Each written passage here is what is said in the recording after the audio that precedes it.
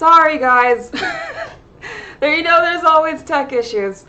You should hear me now. Yes, I did my whole spiel, and I was very proud of the fact that I didn't stumble or stutter. I said the whole thing perfectly, and no one heard it. No one heard it! Now I have to start over. You should be able to hear me now, right? Please let me know in the comments before I start going. Okay, Cheetah Viper hears sound. Okay, we'll hear sound. Alright. Alright. Anyway, we're back at it. So, this is the Brittany React Show.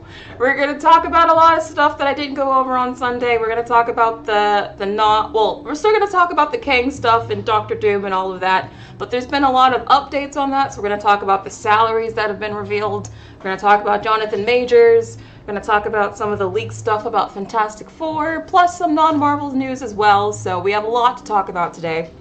A lot of good stuff. Natanya says, okay, you can't hear me. Okay. Alright, everything should be good now. Thank you. Anyway, so we'll also have some box office that we're going to start off with as well. So let me update you guys with the box office stuff. Let me make sure my audio is working. Okay, the audio should be working here. I don't know why the audio was off for that one thing, but whatever. And anyway, wrong thing. I had it on the wrong page. This is going off great. Great start. Alright. So now we're on the box office. Okay. So Deadpool and Wolverine crossed 600 million at the worldwide box office already. 600 million, y'all. That's insane. I mean, I'll be the first to admit that I was wrong. I told you guys that if I was wrong, I would be honest and tell you, and I was wrong. So this movie is obviously going to make $1 billion. I mean, it's only a matter of when, not if. I don't know how much over $1 billion it's going to do. It's already kind of projected to kind of have a big fall in the second weekend, which is expected. But the fact that it's definitely going to clear $1 billion anyways, I think is pretty impressive. And the fact that the people who are seeing this movie do tend to like it. I mean, I'm seeing mostly positive stuff on social media. The only negative stuff I'm seeing are from people that don't seem like they're probably going to watch this movie anyway. So the people who are actually fans like this movie, which is the important thing. Anyone surprised that this movie is doing as well as it is? I know there were a few of you, or maybe even a lot of you, who agreed with me, who were very concerned and hesitant, and I wasn't sure at all if it was even going to hit 800 million at one point. So the fact that it's already at 600 million, I mean, anyone who agreed with me was also wrong. So who else is surprised by this? And why do you think this movie is doing as well as it is, as quickly as it is? Because it's racking up money very, very fast. Jordan really liked it. Dee Dee really liked it. Josh says, Deadpool and Wolverine is going to cross $1 billion next week much faster than Joker. Yeah, that's impressive. Very impressive. Joao Pedro's not surprised. Will says, you only heard great things about it. Okay. Alexander says, there's been a trend of Christians being offended by the Marvel Jesus joke. Oh, really? That was in the commercial, though. I mean, the trailer.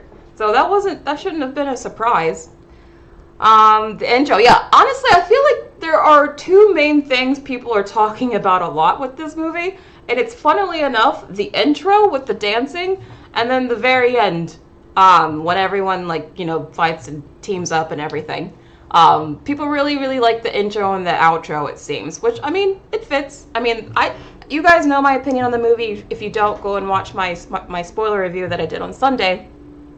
I did like it, but I didn't love it. I wished that I loved it. I wanted to love it as much as it seems like a lot of other people loved it. But I do understand why the fans that loved it love it. So it's not like I'm like, oh, it's so awful, how do you like it? Like some people are. Some people are being really mean about this movie. Not just saying, oh, I don't like it, but straight up being dismissive and rude and mean to people who like it. And I think that's not cool.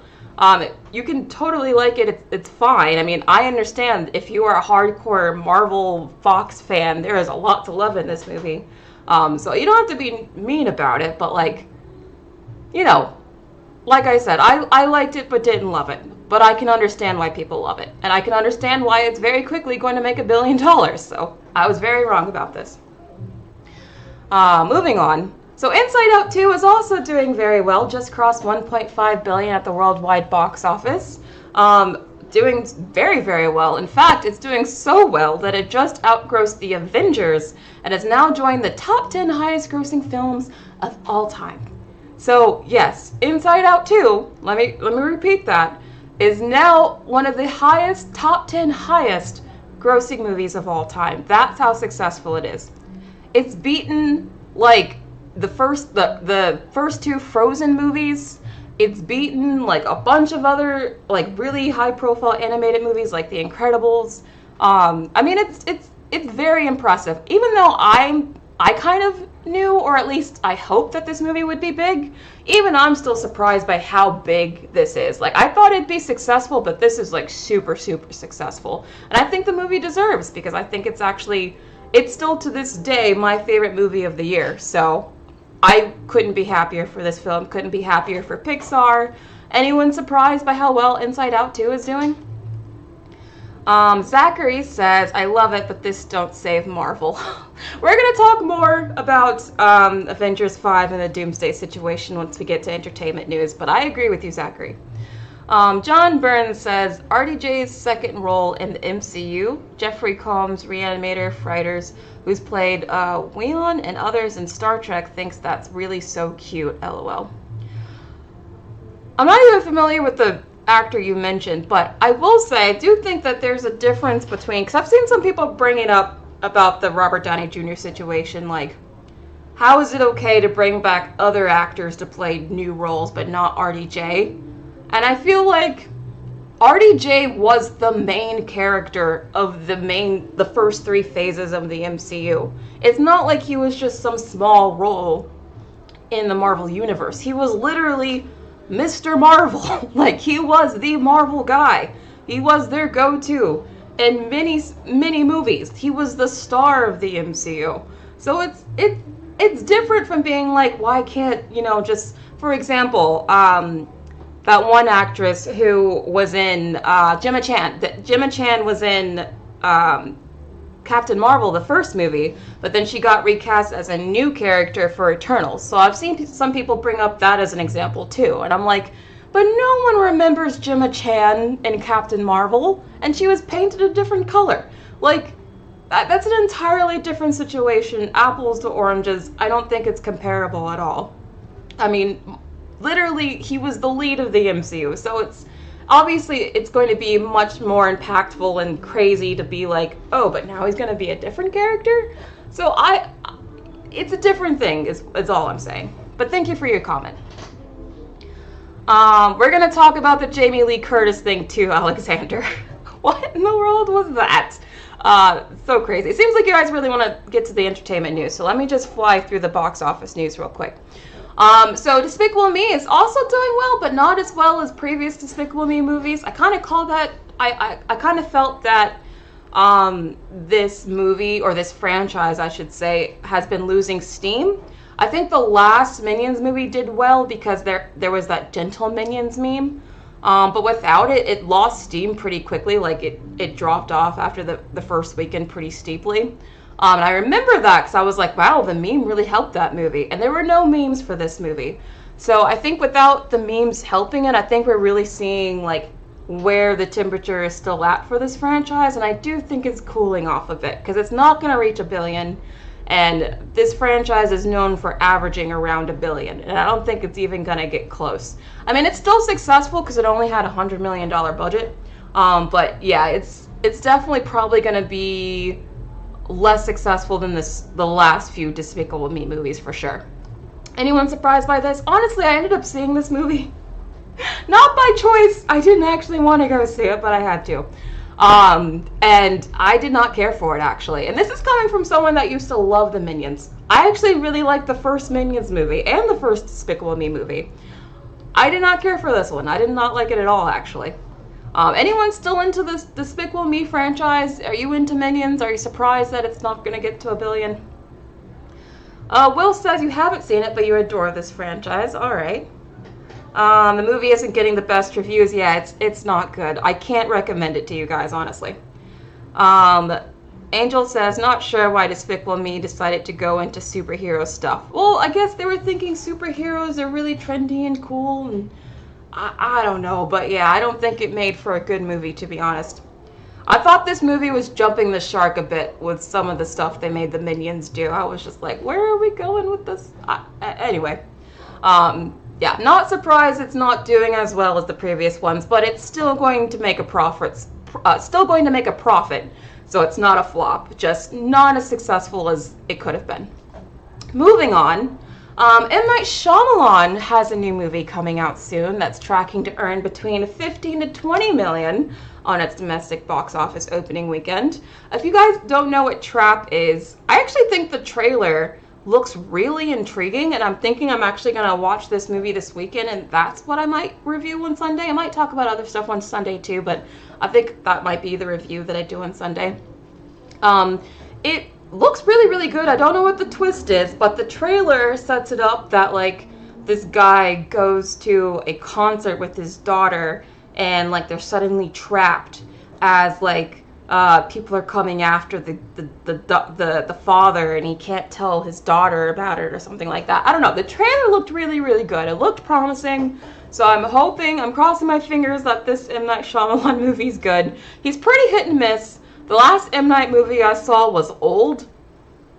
And I have to say that was the wildest experience I've had in a theater in a long time. If you ever want to watch a movie where you are never sure what's going to happen even 5 minutes into the future, watch Old. Because at no point in that movie could I predict what was going to happen next. And, like, on one hand, that was exhilarating and kind of fun, because I was like, ooh, what is this movie? But on the other hand, I was just like, what the heck am I watching? It was so random and crazy. But anyway, M. Night movies are pretty hit and miss. So I'm very curious to see if I'm going to like this one, how it's going to turn out. I thought that the trailer looked really promising, so who knows. Anyone curious about the M. Night movie at all? Alexander still can't forgive him for The Last Airbender, which I totally understand.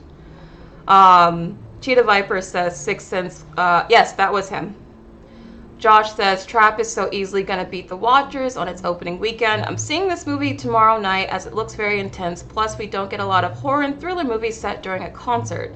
Exactly. That's why I'm actually interested in it. I like the fact that it's like, it looks like it's going to be like a bottle cap type of movie where the majority of it takes place in one location, which I actually usually like movies like that.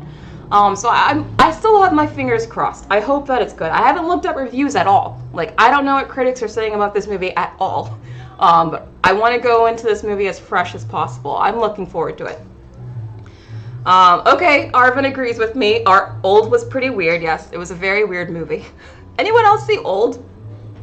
Old was a very, very weird movie. Anyway, moving on to entertainment news, because I feel like this is what you guys really came here for today. So let's talk about the payment situation first. So it's been reported that Marvel is paying $80 million to the Russo brothers to direct Avengers Doomsday and Avengers Secret Wars, while Robert Downey Jr. will be paid significantly more. In fact, it's being rumored, heavily rumored, by, what's his name? Jeff Snyder, I think his name is.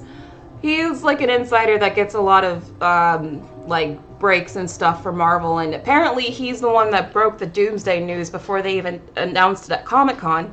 So he said that the paycheck for Robert Downey Jr. is actually $100 million. He's getting paid 100. Let me repeat. Robert Downey Jr. is getting paid $100 million for 2 movies. And that's not even that. That's just how much he's getting upfront. That's not including back-end compensation.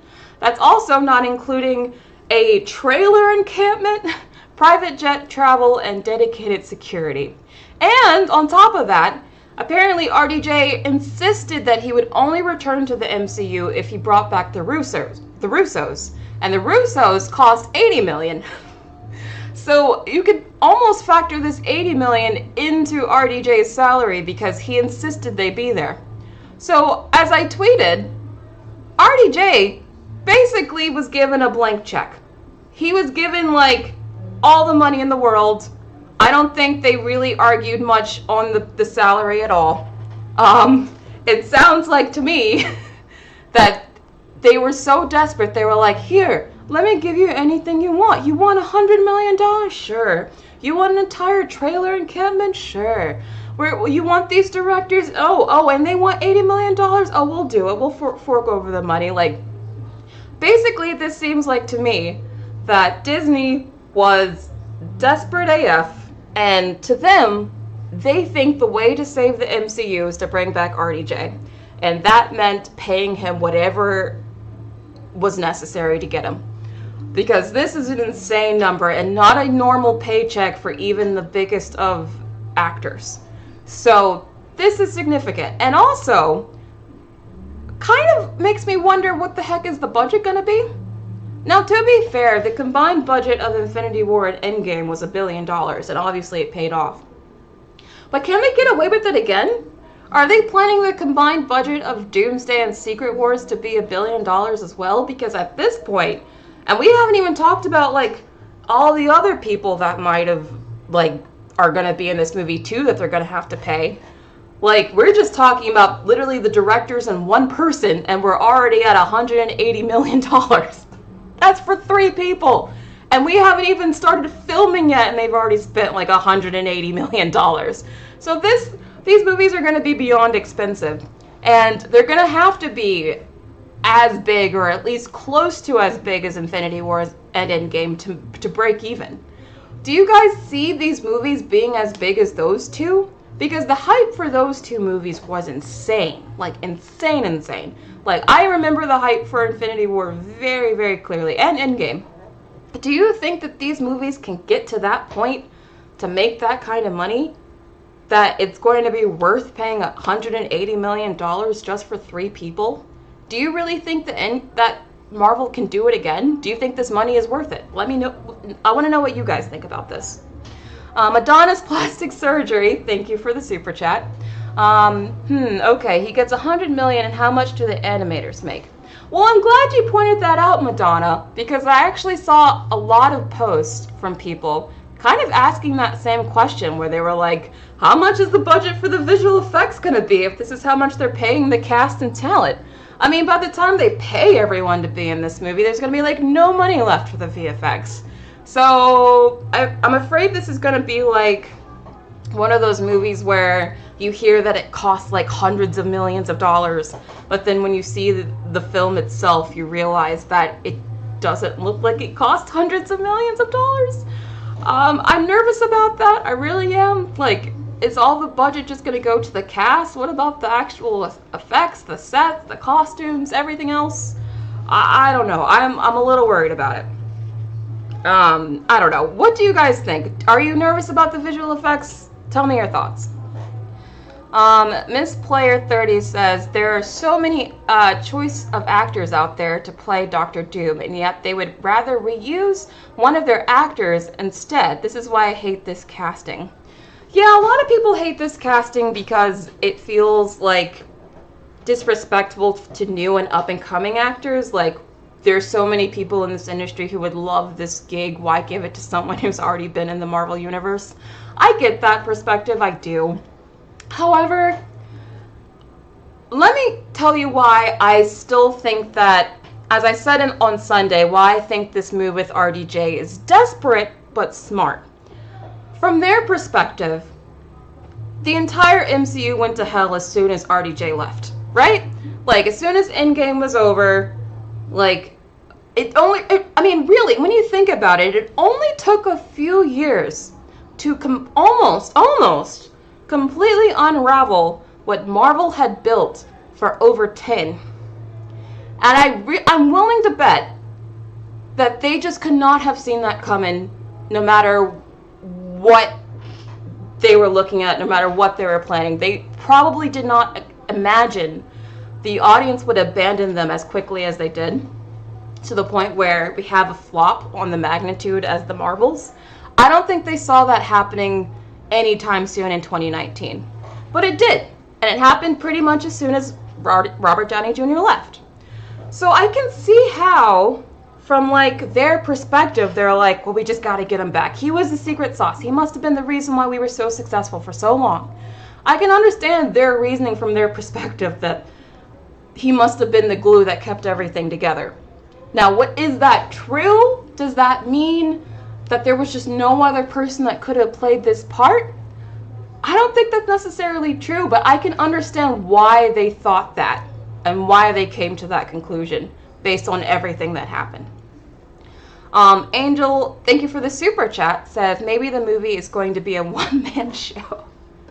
You know, as egotistical as RDJ probably is, I don't think they would allow it to just be a one-man show, although who knows at this point what the budget's going to look like.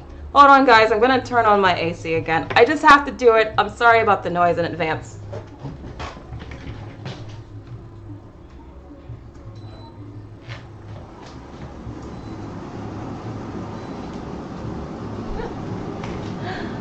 I think what I'm going to do is get like a tiny, quieter fan that I can put like right here so you guys don't have to hear all that. If you please let me know if it's too loud and you can't hear me, then I'll turn it off. So please let me know in the chat if it's too annoying.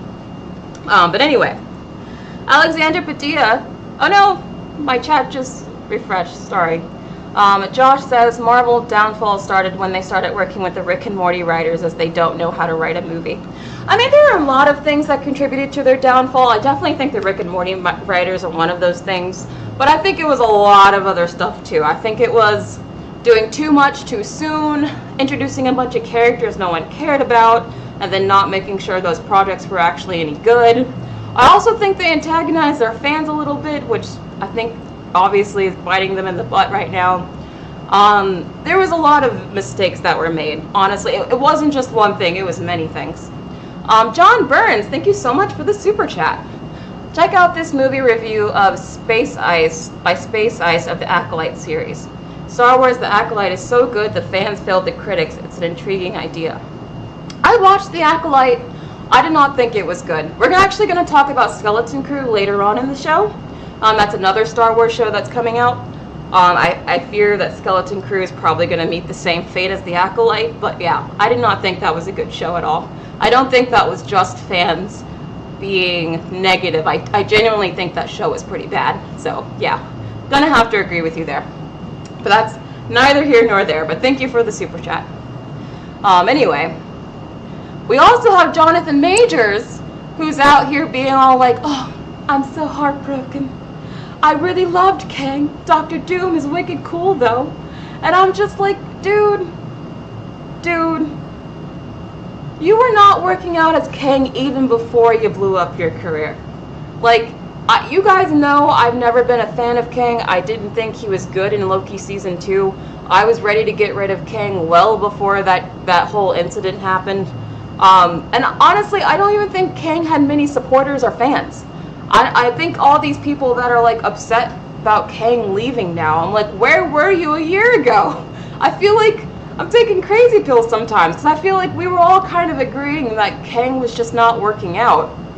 And then suddenly, everyone's like, oh no, we liked Kang. Why aren't you continuing the Kang story? And I'm like, no, you did not care about Kang. Stop lying.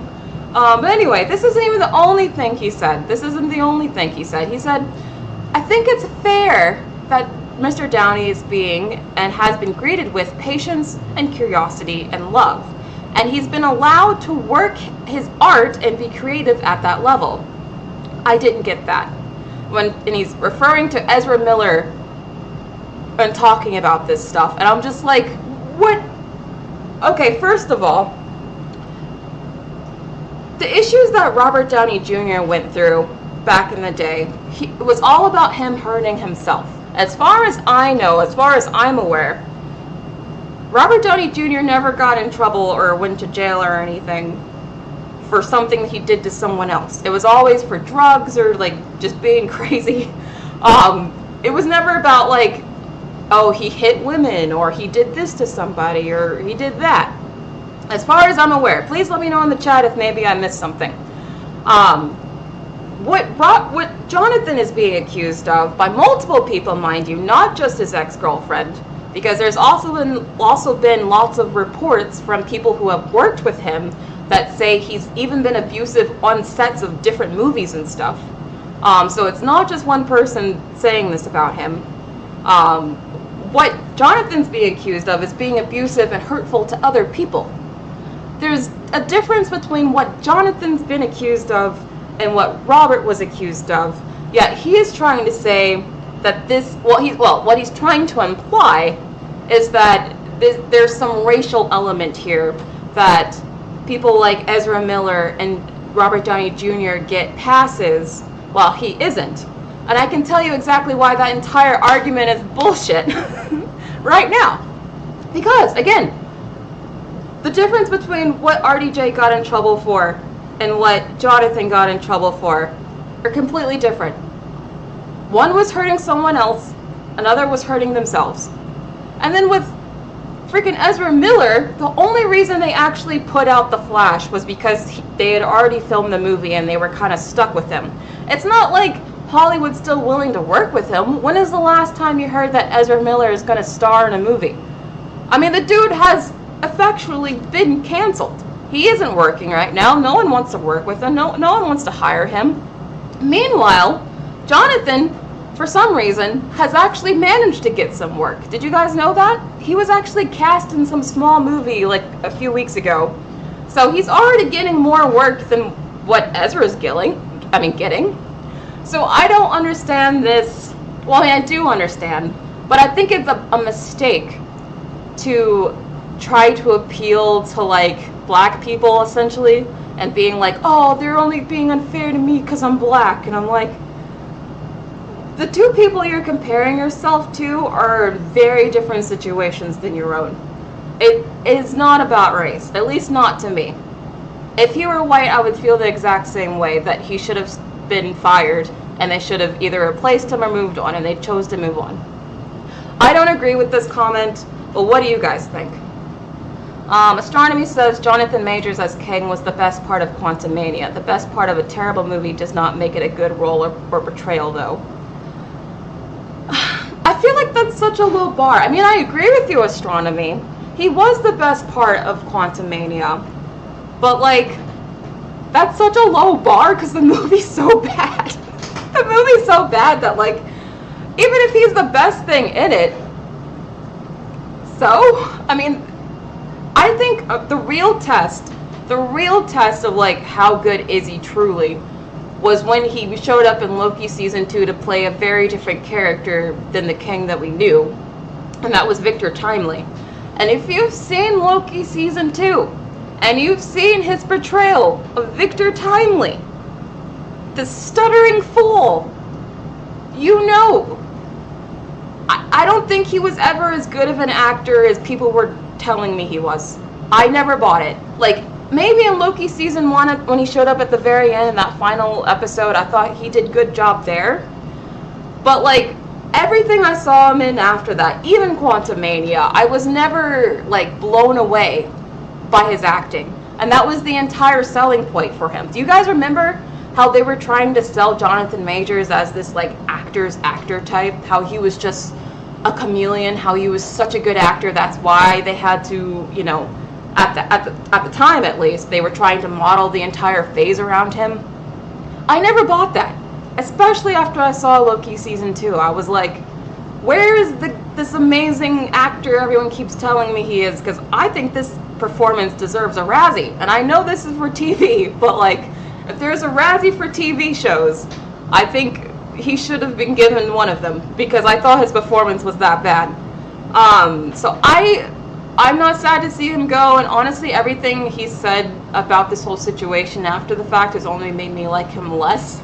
But what do you guys think about this?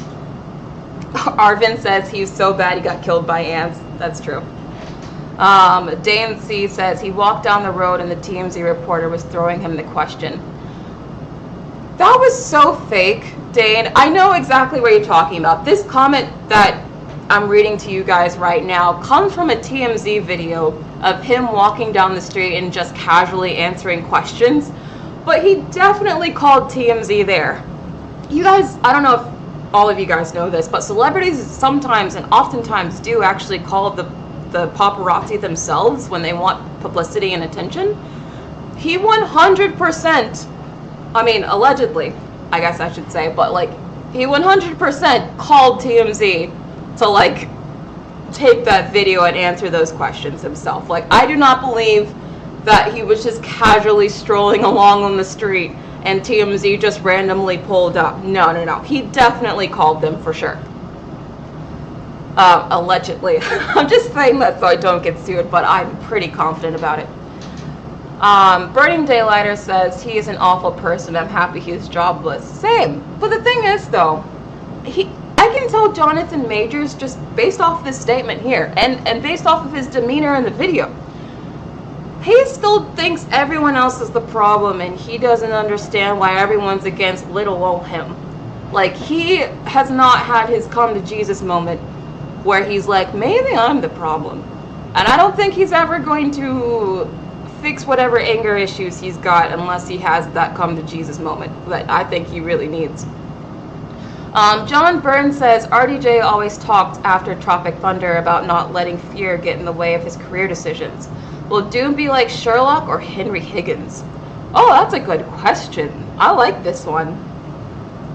Oh, I don't know. I really don't know.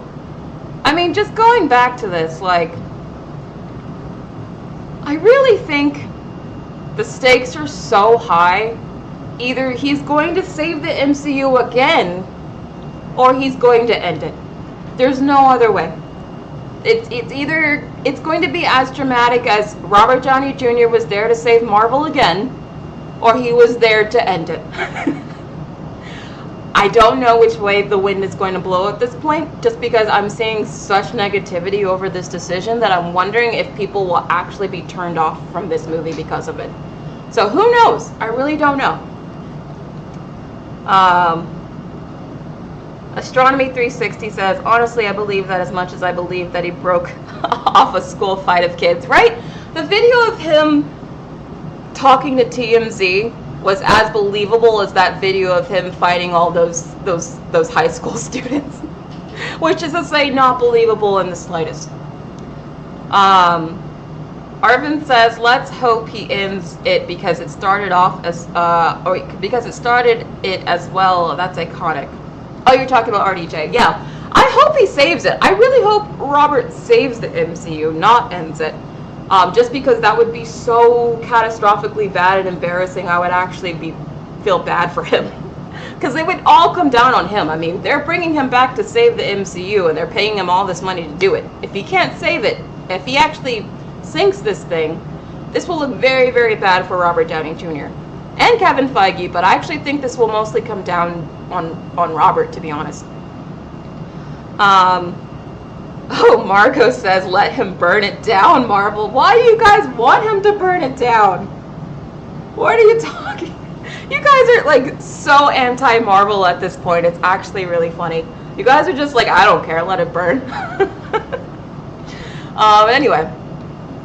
So, this is another thing I'm worried about with this movie, by the way. Not only am I nervous about them bringing back RDJ as Doomsday, not only am I nervous about how high this budget's about to be, but also, they're only going to start filming this movie in the second quarter of 2025. And it comes out in the second quarter of 2026.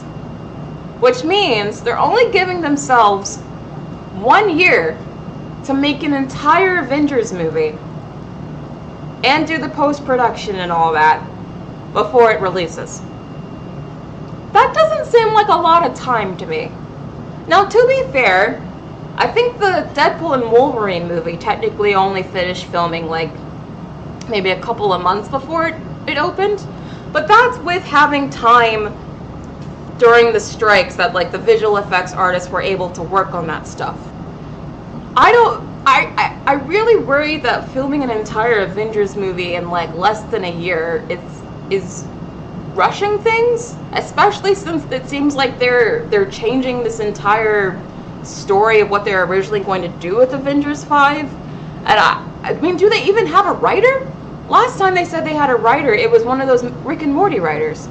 I highly doubt Michael Waldron's still writing the script. So do they even have a script writer? How are they planning to film this in a year? Does this make you guys nervous like it makes me nervous? Do you guys think it's no big deal? What do you guys think about this?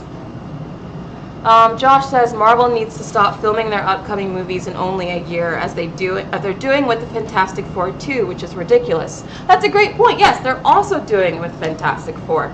I don't understand it at all. I mean, if these movies actually come out great, then I'll say, okay, maybe they can make anything in a year.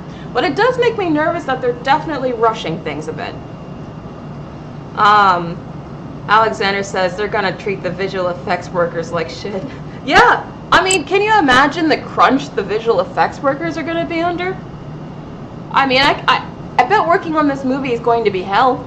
I wouldn't want to be a visual effects artist working on this movie, not at all.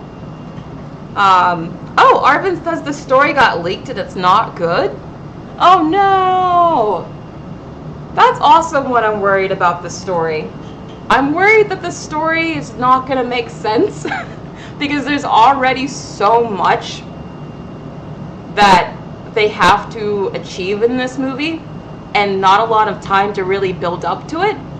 So I'm worried that this movie is just going to feel a bit jumbled and rushed and all over the place. I mean, maybe it won't be, but like all the signs are pointing towards, yes, that's definitely what we might end up getting. I hope not, but there's a lot of red flags. That's all I'm saying. Francisco says this could be a 50-50 split for Marvel. This could end really good, like bringing the MCU back, or he will end it for good. Exactly. Like I said, the stakes are so high, either he saves Marvel or ends it for good. I don't even think there's a middle option. I really think it's one of those two. They're going to trigger another strike. Oh, God. Maybe in, like, 2028, maybe. I don't know. Okay, it seems like most of you agree that they need more than a year. So, yeah, definitely concerning. Definitely concerning. We also got to see, or at least hear a bit more about Fantastic Four. We do know that they're going to appear in the next Avengers film. I like that they're already planning on like incorporating these characters ahead of time. One of my biggest complaints about Marvel and the way that exists right now is that whenever we do meet someone new, we have no idea when we're going to meet them again. So, like for example, Shang-Chi came out like 3 years ago now, and we still don't really know the next time we're gonna see Shang-Chi again. In fact, probably the next time we see Shang-Chi is in Avengers 5, where it would have been 5 years. 5 years since we last saw that character. What about the Eternals? You guys know my boy Harry Styles. When are we gonna see him again? It's gonna be several years before we see him again. So I'm at least glad that they're like admitting up front that after Fantastic Four you will see them again very soon, so that's good. But I'm still thinking about what happens to all the Phase 4 characters that we haven't seen for quite some time. What about them? I guess we're going to see them in this movie too, but that's such a long break. I feel like Marvel really has too many characters right now, and something that I actually really hope does happen in this movie is that they kill off a lot of them. I think this universe is too crowded, and I think they need to kill off a lot of their heroes. What do you guys think? Are you guys excited to see Fantastic Four in this movie? Oh, Dee Dee, thank you so much for the super chat. Really appreciate it. You said, I hope it's successful because I love RDJ, but I won't be surprised if it flops. Oh no. I'm seeing way too many people saying you actually think it's going to flop. I can't imagine it'll flop. But if it does, that would truly be the end of the MCU.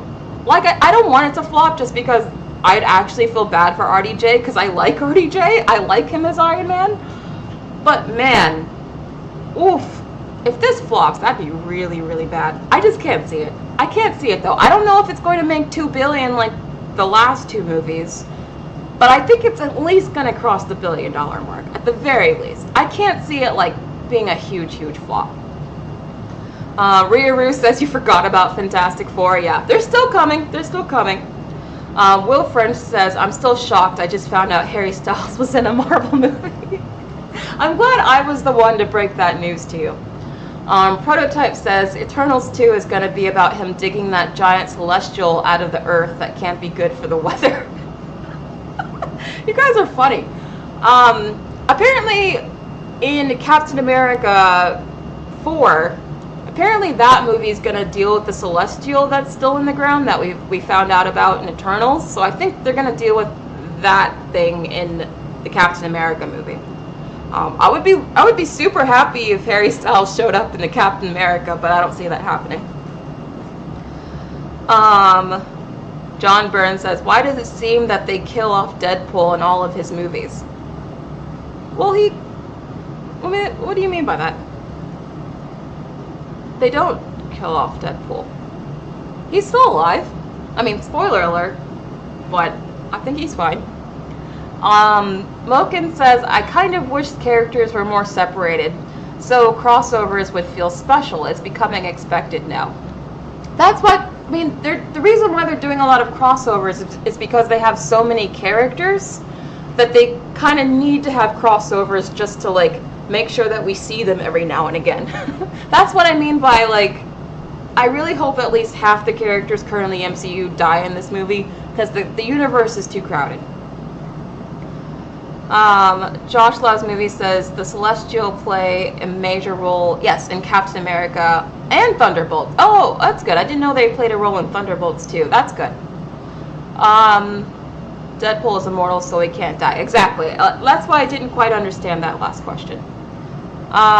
Nicholas Wilson said, it's nearly night. Oh, good night, Nicholas. Thank you for joining. Joe Pedro says, but that's just a guess. Already guessing about.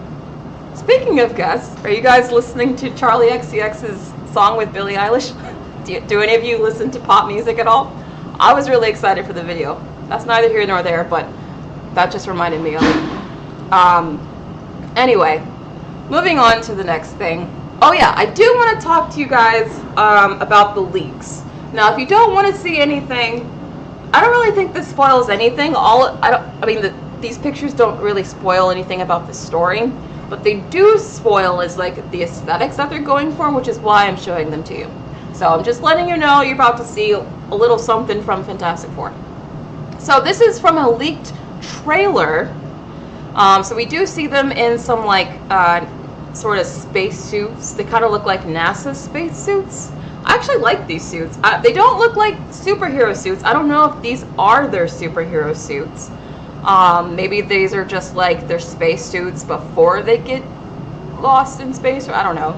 I'm not really sure. I highly doubt these are their final suits, but I do like them. Again, they look very stylized. The whole movie looks stylized, which I'm actually for, but I don't know if that's going to make it like more niche.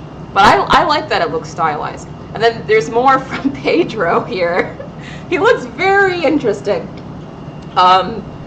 Again, like I said, they're going for, I feel like the tone that they're going for, just through these pictures, is maybe a little zany, maybe a little quirky, maybe a little offbeat. That's what I'm getting from these pictures. I like that. That appeals to me, but I don't know if that's going to appeal to everyone, so I'm very, very curious. We also see a little bit of Vanessa Kirby with Pedro Pascal there. They do look good together. I have to say, out of the entire Fantastic Four cast, I like the casting of these two characters the most. I'm not sold on the other two yet, but I do like these two. They look good. We also have a bit more here as well, like a bigger, a sort of fuzzier image, but we can see more of the suits here. Again, I don't think these are their final Fantastic Four suits. At least I highly doubt it. I do like the way they look, though. It's very 50s. Again, this takes place in the past. So, or I believe it's a stylized retro view of the past. kind of like WandaVision-esque. I don't know, but I really like the suits. I kind of like how it looks so far. What do you guys think? Prototype says this is gonna deal with them getting their powers. Will they have time for that? It might be a little bit too close to the OG F4 movies. From what I've heard, apparently it's not exactly a like, it's not exactly an origin story, but it is like a year one story. Kind of like how the Batman wasn't directly an origin story, but it was still like a year one story. That's what I think it's going to be, according to rumors. Alexander says, I grew up watching the Fantastic Four movies with Jessica Alba and Chris Evans. Same here. Maybe I was just, because I watched this movie when I was a little kid, so I had the nostalgia of, like, you know, being a little kid and just liking most movies that I saw at that age. But I actually remember really liking the first Fantastic Four movie quite a lot, to the point where, like, I didn't even know till I was older that it was, like, universally accepted as, like, not a good movie. I didn't even know that people didn't like that movie because I really liked it. So it was a shocker to me to find out that that film was actually controversial, because I liked it. That was like one of my favorite movies actually for a little while when I was a little kid. AdLad75 says, nice to see them go back to the 1960s, similar to X-Men First Class. You know, X-Men First Class is my favorite X-Men movie. I love that movie. Love, love, love First Class. I actually think, personally, and I know I'm way in the minority on this, so don't take this as like, this is what they should have done, because they definitely shouldn't have, but I would have loved it if they have actually, like, had some of the younger cast of the X-Men come back in Deadpool and Wolverine. Like, if they had James McAvoy there as, like, Professor X, I would have lost my ish. Because, for some reason, well, no, I know the reason. It's because I love First Class so much that I think I actually like the First Class generation of X-Men more than the OG class of X-Men. I actually would have been even more excited for Deadpool and Wolverine if they actually focused on the First Class group of X-Men, but I know I'm way in the minority on that, so I accept that. But anyway, I just personally like that group of cast, that cast better. Anyway. Does anyone else agree with me on that? Am I alone on that opinion? Okay, Burning Delighter agrees First Class is top tier. Yes, yes. Riri says, same, I used to love that movie. I haven't watched it in years. I really went through a phase with that movie. Like, I didn't just love that movie. I went through a whole phase with that movie where I, like, watched it several times. Alexander says, Pedro Pascal is already overexposed with F4. It's going to get worse. Maybe. I mean, apparently Fantastic Four and then the Mandalorian and Grogu movie. Isn't the Mandalorian Grogu? Oh no, that comes out in 2026. So, yeah. Pedro has this coming out next year, plus the next season of The Last of Us. And then the following year, he has a Star Wars movie. So yeah, he's in a lot of stuff. I really like Pedro. I'm not sick of him yet, but I do wonder if other people would be. So I don't know. I don't feel that way, but I can see other people feeling that way. Josh Loves Movies says, First Class should have gotten an X-Men trilogy. I agree. I totally agree. Fox made a huge mistake during Dark Phoenix again, but worse. I don't understand why they didn't more directly build off of First Class. I mean, they kind of did with X-Men First Class, but not really, because even with that movie, X-Men not Lost Stand. Days of Future Past, that's the one. They kind of did with Days of Future Past, where they were sort of continuing with the First Class cast, but then they brought back the old cast too, so it wasn't totally their movie.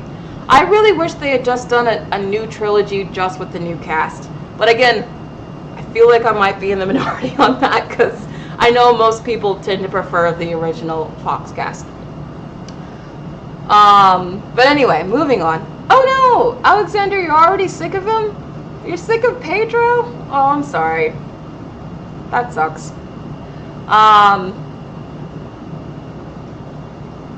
What, John Burns? Anyway, moving on. So let's talk about the Jamie Lee Curtis situation, because I think this might be one of the dumbest things in entertainment news that's happened this year. So Jamie Lee Curtis, apparently she was asked in an interview, not apparently, she was asked in an interview what she thought of the current phase that Marvel is in right now. She just said that it was bad. That was it, just the word bad.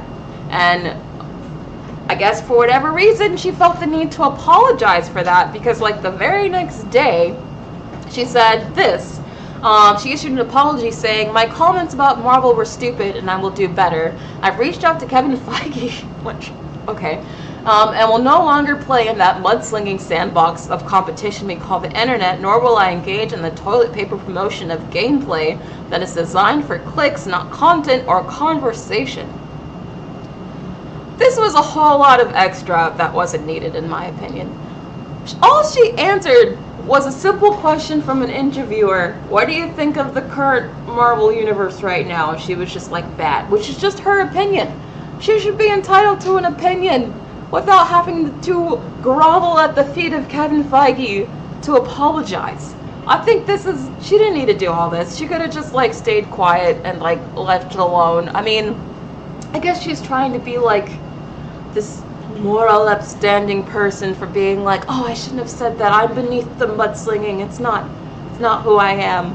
Which, okay, but like, girl, you didn't need to call Kevin Feige just because you said you didn't like the current Marvel phase. Like, I don't think that was necessary. You don't need to grovel at his feet. Like, he's just a human. I mean, okay, do you, whatever makes you feel better, sure, but I thought this was a whole lot of extra. She didn't need to do that. What do you guys think? Do you think she needed to apologize for that? Do you think this is silly like I do? John Burns, thank you so much for the super chat. Says, Ryan Reynolds at Vicinity Reynolds, wait, is everyone excited to apologize for slamming Marvel post-Endgame? Was Ryan's reply to Jamie Lee Curtis. Wait, did Ryan Reynolds reply? Did he really do that? Did he say that? Wait, is everyone expected to apologize for slamming Marvel post-Endgame? Did he really say that? Wait, now I have to check this. John, I have to check this now.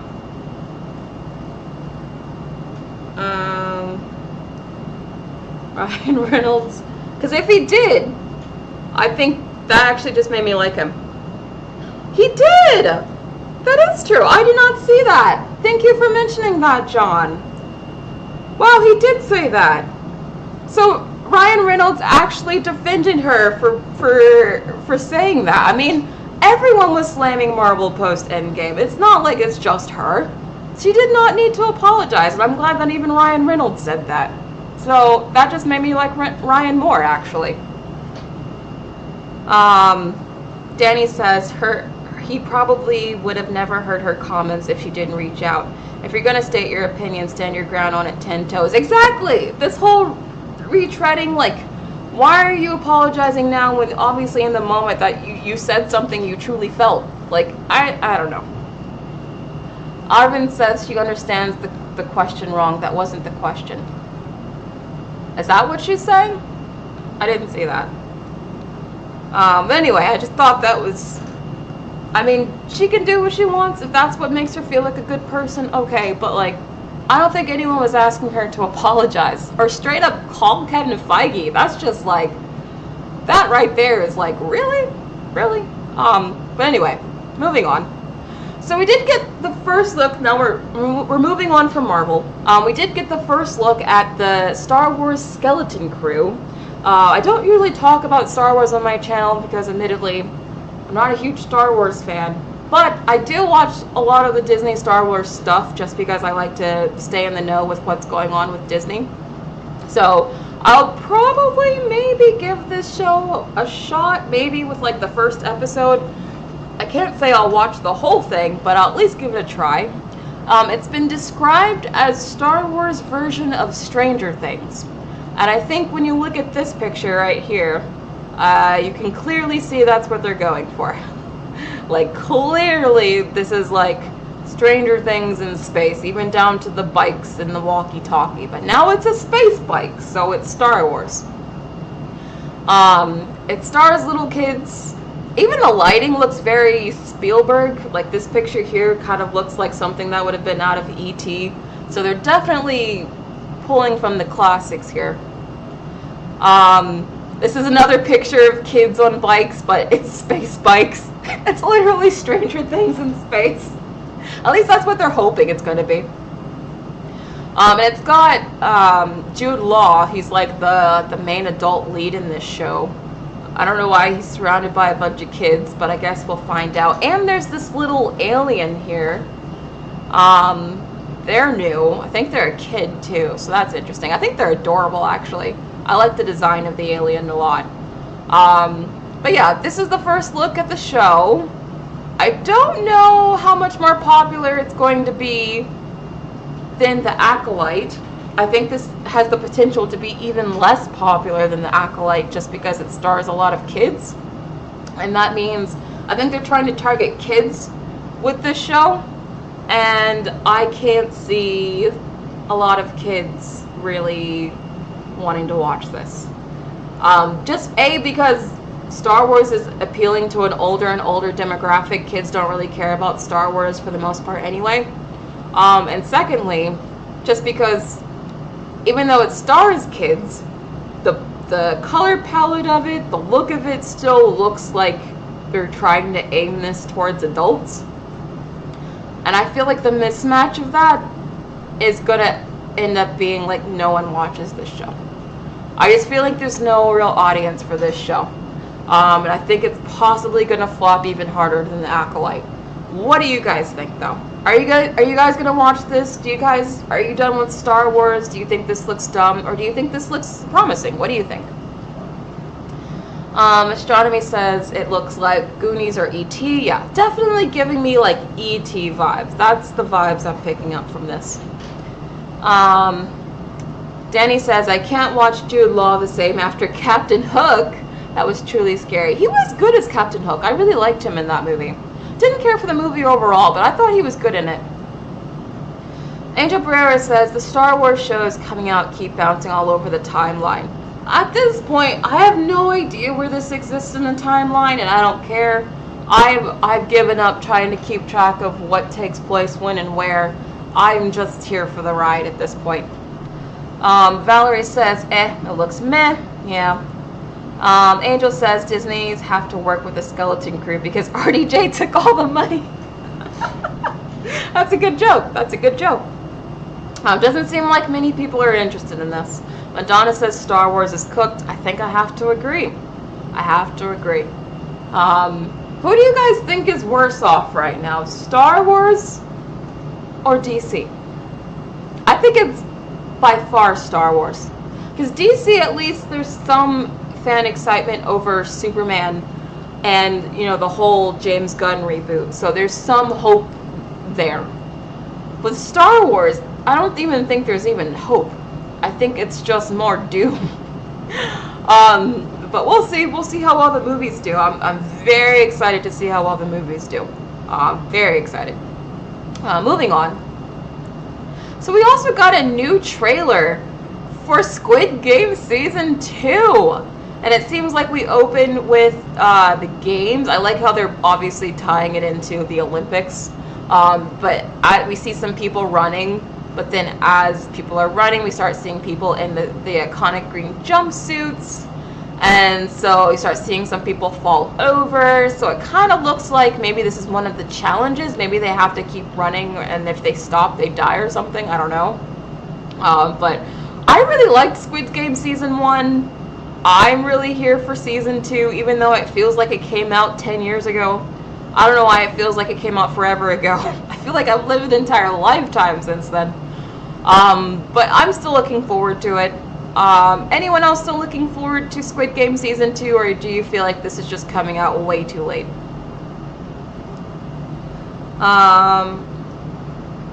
Oh god. Square Cube says, wait, there's gonna be a Squid Game Season 2? Well, I'm glad I just told you. This player says, hard to believe this is a Star Wars series. I thought this was a new live-action movie starring a bunch of children. Well, that's kind of what it looks like. Haven't watched the first season, Arvin. It's actually really good. It's actually really, really good. I thought the first Squid Game season was like... I'm not surprised it was as big as it was. John Burns says, never watched season 1. Don't watch season 2 for what they did to the voice actors. Oh, because of the voice actors? Oh. I actually watched Squid Game season 1 with someone else, and they preferred having the dubbed version over the subbed version, so I watched Squid Game season 1 with the dubbed version. And I still liked it. It was still good. Astronomy says, looks a lot better than what Disney and Marvel are putting out. It looks exciting, but I do not have Netflix. Would you get Netflix just to watch it, though? That's what Netflix is kind of hoping for. Okay, Cheetah Viper, you have an open mind. That's good. That's good. Anyway, moving on.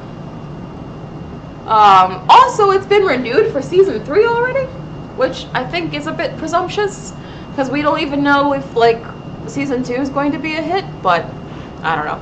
I'm still gonna watch it, so we'll see. Also, Britney Spears is getting a biopic, and Universal is going to distribute it. And John M. Chu is set to direct, who I'm pretty sure is the same director that did the Crazy Rich Asian movies.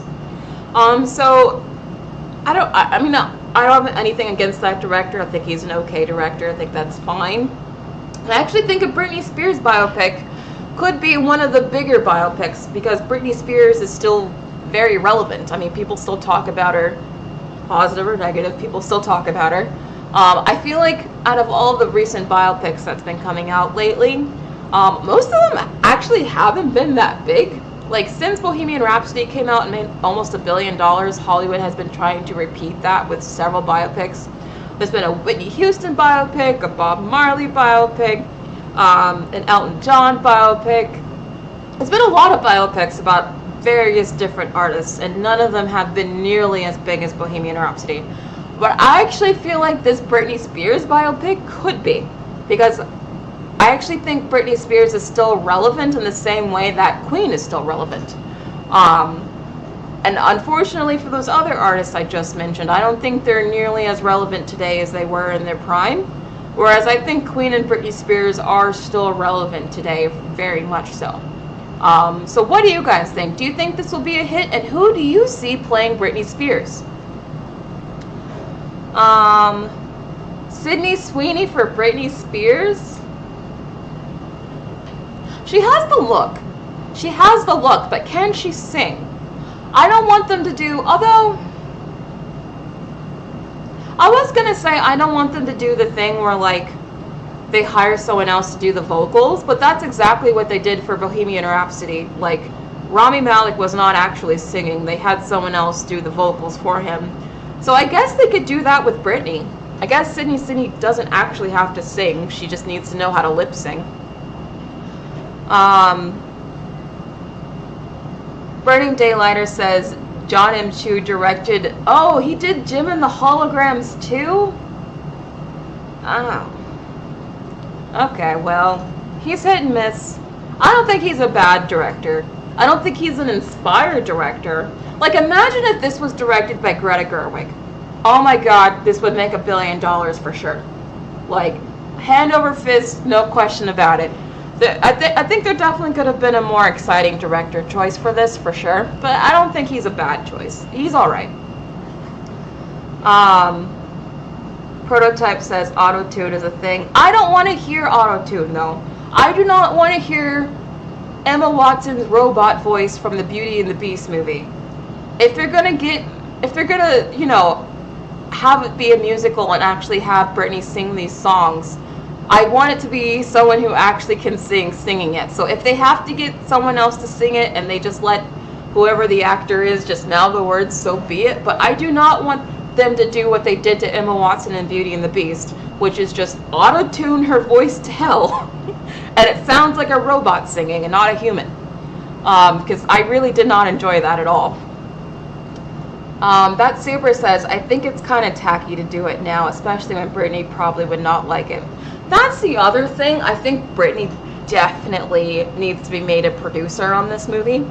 It needs to be known that she had creative input and say in this film, because if this is a movie that like she doesn't approve of, if she goes on social media and she's like, they didn't ask my permission for this, I don't approve of this, it's going to be the whole Free Britney thing all over again, and that could totally backfire for this movie for sure. But if they actually get Britney's approval and say so, I think this movie could be a big hit. I really do. Will French agrees with me. No autotune. I totally agree with you. Oh, Natanya! I love that idea. What about Sabrina Carpenter? I kind of like that. But then Sabrina Carpenter's already her own artist. Would we see Britney Spears or would we see Sabrina Carpenter? I don't know. I kind of think maybe it shouldn't be someone who's already a singer. You know, I think it has to be an actor, now that I think about it. So I don't think that would work. But maybe if they just got to do the vocals, I don't know. Who else do you think could play Britney? Oh my god, Angel. RDJ is Britney Spears. Y'all are so funny. Mary says, can't they use Britney's voice? What, you mean like AI? I definitely don't want that. Not at all. Negrette says, I love her music. I'm still obsessed with it ever since her music career started. Yeah, I actually listen to Britney's music all the time. I love Britney's music. So I'm going to be there. I'm excited to see it. I do hope they tell the honest truth, Joe, though. I don't want this, like, cookie cutter clean version of her life. I want the truth. I want the dirty side of it, too. Okay, Alexander agrees Sabrina would be a good choice. Okay. Not Rachel Zegler. No. Lily Reinhart. I don't think she has the right voice. Doesn't Lily kind of have like a lower voice? I don't think she has the right voice. Taylor Swift, no. I think Taylor Swift's gonna get her own biopic one day. She doesn't need to play someone else.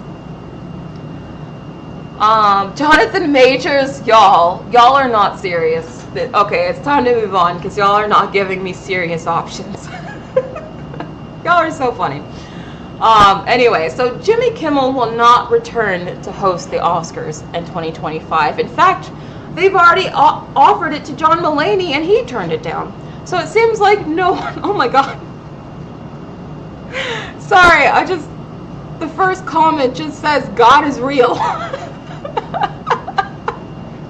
Well, dang, I guess that person's happy. But anyway, Jimmy Kimmel, he's been hosting it for several years now. I'm not surprised at all that he's like, can you guys give me a break and ask someone else? Honestly, I thought he was going to say that last year, and then he still accepted it. So yeah, I have no idea who they're going to get to host the Oscars. It's a thankless job. Most people are very harsh on you no matter what you do. I'm not surprised John Mulaney turned it down. And if he turned it down, who the heck are they going to get to say yes? But who do you want to host the Oscars? Do you still care about the Oscars? Let me know in the comments. Kristen Bell. Kristen Bell is too old to play young Britney. But I like where you're thinking. Nobody is hosting the Oscars. They might have to go back to doing like a no-host Oscars if no one accepts the job. Oh, Tate McRae? I mean, she's a good dancer. I don't like her voice. Sorry. I can't stand the tone of her voice. She would need someone else singing it. I'm sorry. I know she's a singer herself, but like, she doesn't sound anything like Britney. The Muppets? Oh, the Muppets would actually be a wonderful host. That's actually a really great idea. I don't think they'd do it, but I would love that. Wait, what did Danny say? Josh says, it's time for the Oscars to either get a new host or do it hostless again. I have a feeling they're probably just going to go hostless again. I think that's what they're gonna do. But anyway, let's get to my WTF news. I forgot to say it again because this is what I already told you guys in the beginning when I thought the sound was on. But I do have WTF news. I know I haven't had WTF news in a while, so here we go. It's about Tom Cruise. Ban Tom Cruise. And the most Tom Cruise-y way. So Tom Cruise will perform a stunt to end the Paris Olympics. He will rappel down from the top of Stade de France, carry the Olympic flag to LA, and skydive down onto the Hollywood sign. He has already done and recorded the skydive portion. This is the most Tom Cruise thing he could have done. This is the most Tom Cruise thing he could have done. I literally had to like reread the handle multiple times to make sure this wasn't one of the parody accounts. Because I was like, what? There's no way. But no way. He's actually doing it. Anyone looking forward to this? I mean, what a way to close out the ceremony. And now I'm thinking if Tom Cruise is already involved in the 2028 Olympics, which is going to be in LA, I feel like the 2028 LA Olympics are just going to be full of celebrities there. Like Tom Cruise doing stuff. I feel like the opening ceremony is just going to be a bunch of Hollywood celebrities talking about Hollywood. It's going to be very Hollywood-centric for sure. If this is any indication, the Olympics in 2028 are going to be all about Hollywood and LA, and I think that's what the entire opening ceremony is probably going to be. What do you guys think? Josh says, of course Tom Cruise would do a stunt for the Olympics. I mean, right? He's probably going to do one in 2028 as well. Kel says, this reeks of relevance seeking. Oh, I don't know if Tom Cruise needs to go relevance seeking though.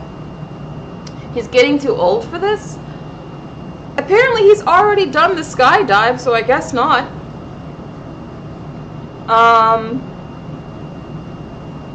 Tom Cruise is going to be 70 in his 70s in 2028, and somehow he'll still find a way to skydive out of a plane into the arena to start the opening Olympics.